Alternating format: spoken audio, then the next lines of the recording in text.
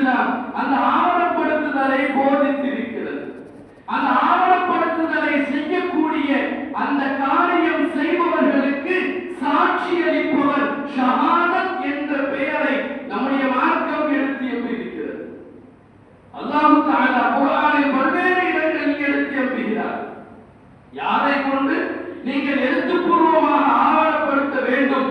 மிம்மன் தர்லௌன மின ஷுஹதா. அல்லாஹ் குர்ஆனில் சொல்கிறார், சாட்சியாளர்களில் யாரை நீங்கள் பொருந்திக் கொள்வீர்களோ அவர்கள்